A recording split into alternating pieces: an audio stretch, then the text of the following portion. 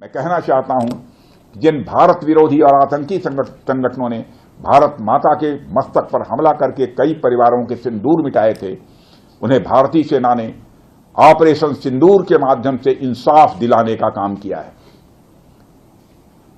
और इसके लिए आज सारा देश भारतीय सेनाओं का अभिनंदन कर रहा है। ऑपरेशन सिंदूर सिर्फ एक सैन्य कार्रवाई भर नहीं है, बल्कि भारत की राजनैतिक, सामाजिक और सामरिक इच्छा शक्ति का प्रतीक है। यह ऑपरेशन आतंकवाद के खिलाफ भारत की दृढ़ इच्छा शक्ति का और सैन्य शक्ति की क्षमता और संकल्प शक्ति का भी प्रदर्शन है। हमने दिखाया है, भारत आतंकवाद के खिलाफ जब भी कोई कार्रवाई करेगा तो आतंकवादियों और उनके आकाओं के लिए सरहद पार की जमीन भी सुरक्षित नहीं रहेगी।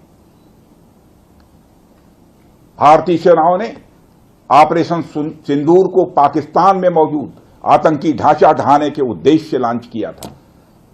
हमने उनके आम नागरिकों को कभी निशाना नहीं बनाया था, मगर पाकिस्तान ने न केवल भारत के नागरिक इलाकों को निशाना बनाया, बल्कि मंदिर, गुरुद्वारा, गिरजाघर पर भी हमले करने का प्रयास किया।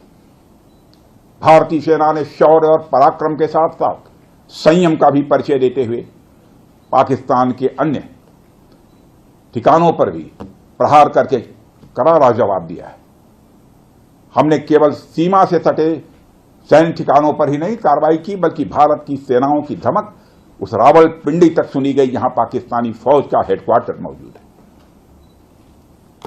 मित्रों, भारत में आतंकवादी घटनाएं करने और कराने का क्या अंजाम होता है, यह पूरे विश्व ने उरी की घटना के बाद देखा, जब हमारी सेना ने पाकिस्तान में घुसकर सर्जिकल स्ट्राइक की।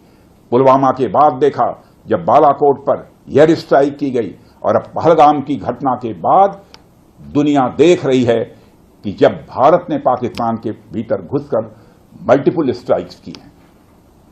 आतंकवाद के खिलाफ जीरो टॉलरेंस की नीति पर चलते हुए हमारे यशस्वी प्रधानमंत्री नरेंद्र मोदी ने स्पष्ट कर दिया है कि यह नया भारत है जो आतंक के खिलाफ सरहद के इस पार और उस पार दोनों तरफ प्रभावी कार्रवाई करेगा। यह हमारे प्रधानमंत्री जी ने स्पष्ट रूप से यह संदेश दे दिया।